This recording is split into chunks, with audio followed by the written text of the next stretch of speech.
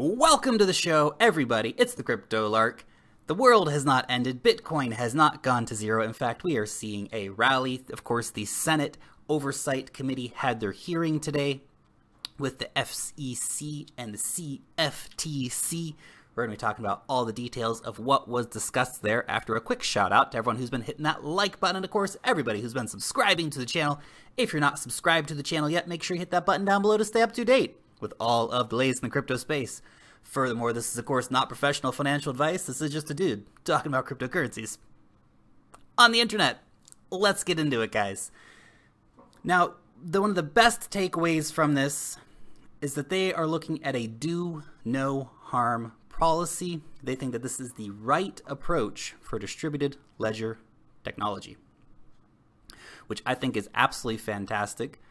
To say that we like the technology, we need to not be harsh on it. We need to get out of the way, basically, and do no harm, much like we did with the internet when it came out. So it's really interesting to see them make that comparison to say, it's like the internet, guys. This is going to be a big thing. We need to just sit back and let it go to the extent that we can, at least. Clayton came out and said we should embrace the pursuit of technological advancement as well as innovation of new technologies for capital raising, but not at the expense of protecting investors. Now, to decode that for you, we like blockchain, we're okay with Bitcoin, we don't like ICOs. To a certain extent, this is really a continuation of the status quo in the US, which has been kind of okay. I know for a lot of American investors who are still, of course, excluded from investing in ICOs, that this is not good news, but at least we don't have more bad news. That's certainly a positive thing here. Now look, there is a big lack of consumer protection in the space. They came out and said that if you are investing in a security, it should carry the relevant protection of investing in a security, but ICOs don't meet that yet. And so this is why they have a problem with ICOs, is that they would like to have those consumer protections there so that people don't get scammed and screwed, but that they don't exist yet. They also came out and said we're actively pursuing fraud and manipulation. They came out and cited that they have, of course, shut down some ICOs, that their main objective is to try to protect Main Street investors. Now, I know some of you will just say, hey, get out of our way, let us do whatever we want with our money, and to an extent, I agree with you.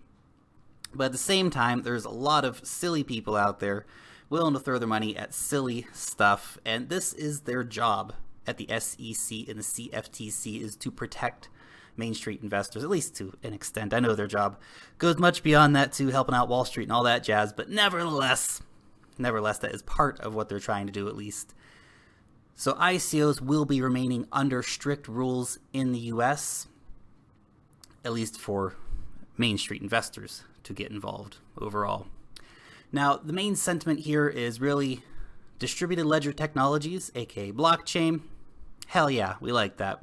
Cryptocurrencies, they're cool. They're cool, we like those too. ICOs, bad. Also, it came out that they really feel that ETFs are just not ready yet. Now, we know there's been a lot of talk about bringing Bitcoin ETFs in, but they really feel that the legislative and the regulatory framework is not in place yet for that. And I think it really has to be doing that kind of trading. Now, they also came out and said that neither the CFTC nor the SEC have total jurisdiction in the space.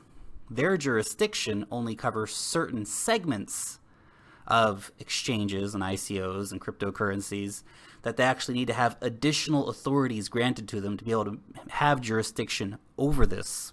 Hopefully, of course, those additional authorities that are granted are positive things that don't give them draconian powers, but we have to see that move forward in the future. They also said they need more staff in order to be able to really effectively do something with this. Now, one thing that wasn't really mentioned during this whole talk was taxes. I know that has been kind of a hot topic recently in Bitcoin and the crypto space in general. I know, of course, the IRS in the U.S. was getting Coinbase to release user information. So, but that wasn't really mentioned. So I suppose we'll have to look back and see that in a future meeting. And of course, there are even some nice anecdotes about their children's enthusiasm for cryptocurrencies. So that was pretty cool. And Giancarlo even gave his grandpa explanation of being over on the Twitters and seeing all these people talking about hodling, and it was a nice part of the segment without a doubt. Now look, overall, I think this was a positive thing, that they are very supportive of blockchain technology, that they have a do no harm policy for cryptocurrencies, although it doesn't bode well for the ICO space. Maybe when we see some additional authorities granted to these institutions, we will see more positive regulations put in for American investors to start getting involved in ICOs. But basically, the way they see it, they're all securities, and that very, very, very, very few of them actually meet that utility token threshold, right? So stay tuned for the ICO space, guys. And of course, even though the markets have responded exuberantly to this meeting, you do have to keep in mind, guys, the FUD will continue. Mainstream media will continue to attack Bitcoin and blockchain technology, particularly Bitcoin, of course. So please keep that in mind. And of course, we have the G20 meeting coming up next month. And as mentioned, of course, many times before, that Emmanuel Macron of France and Angela Merkel of Germany are drafting regulations that they will be proposing at the G20. We haven't seen what the draft is like or anything yet, so I think there will be a certain amount of anxiety around what that might be. So stay tuned, guys. Never a dull moment in the crypto space. Anyway, let me know what you think about this Senate meeting in the comment section down below. Long live the blockchain, and peace out till next time.